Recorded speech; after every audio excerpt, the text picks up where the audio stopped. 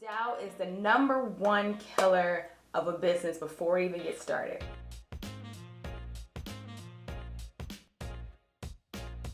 Hi, this is Michelle Farley of MichelleFarleyWrites.com, and this is Copy Magnet TV.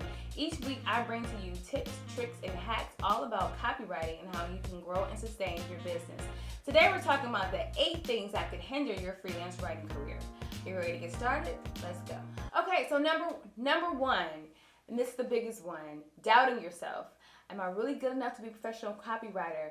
Like, does anyone really want to work with me? Can I really take on clients? Self-doubt is the number one killer of a business before it even gets started.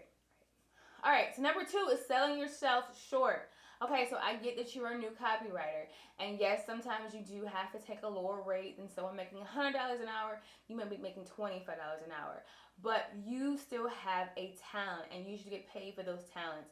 There's no need to get paid 3 cents a word or 1 cent a word, or people trying to pay you in food or social media shout outs. You deserve to get paid a reasonable rate. So allowing criticism and rejection to kill your confidence is the absolute worst. And it kind of goes back to the self-doubt, right?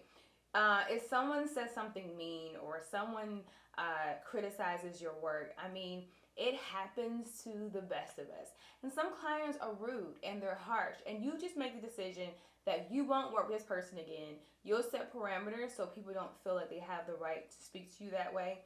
And also, taking a step further, some of the things that they say, even if it's in a rude way, it could possibly be the truth. Take the meat, spit out the bones, move on. It's more like a F.O.M.U, fear of messing up. You are human. You will mess up.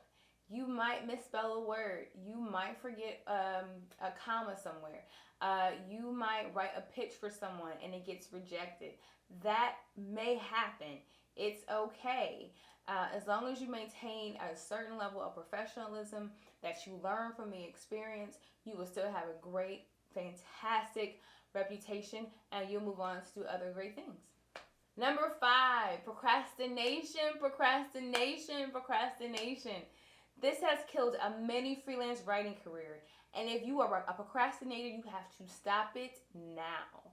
Okay? When you start to get assignments, and they might be coming one after the other, you have to make sure that you have allotted yourself time to get all of your assignments done, to go through the revision process, and to finally get to the final stage of that. Number 6 is lying or embellishing your skills. Now, I understand that you want to get high-paying clients, and so they are looking for a certain amount of experience, and so you embellish a little bit more about your experience, but now you can't deliver that in your writing. That is the absolute worst thing you can do as a freelance writer, regardless if you're a newbie or an experienced writer. If you can't do it, you can't do it. That means that assignment was made for someone else, and something for you is coming right around the corner. Trust is essential in this business. So just don't lie. And here we are at number 7, and this is huge. Missing deadlines. All professionals must commit to a deadline. There is no exception. So don't be too quick to give a client a date. You need to factor in your elements like how much time it's going to take. Do you have to do research? The difficulty level, okay? Give yourself, if you say 2 weeks, give yourself 2 weeks and 3 days, because anything can happen, and it's better to have that cushion. If you turn in early, great. If you turn in on time, that's even better. But do not miss your deadline, all right? So again, things happen, things come up, but that should not be your fallback. Number 8. Working without a contract. Big mistake. No freelancer should do work without a contract. You don't have to be a lawyer. I'm not a lawyer, but you should have the details of your project in written form that both you and the client sign. It's going to reduce a whole bunch of confusion at the very end. The great thing about having a freelance career is that you're always constantly learning.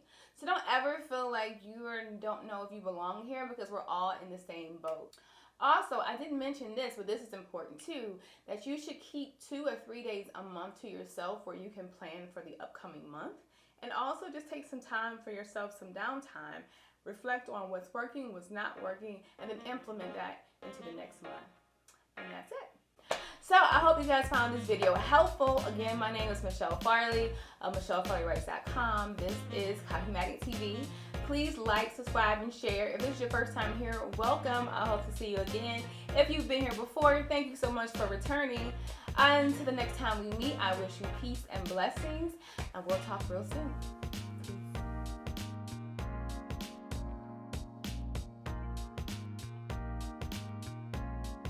My name is Michelle Farley of MichelleFarleyWrites.com, and this is Copywriting TV. Each week I come with you with new tricks. What's going on? This is Michelle Farley of MichelleFarleyWrites.com, and this is Copywriting TV. Each week I come to you with new tricks. What's going on? This is Michelle Farley of MichelleFarleyWrites.com, and this is Copy Magnet TV. Each week I come to you with new tricks. Oh my goodness.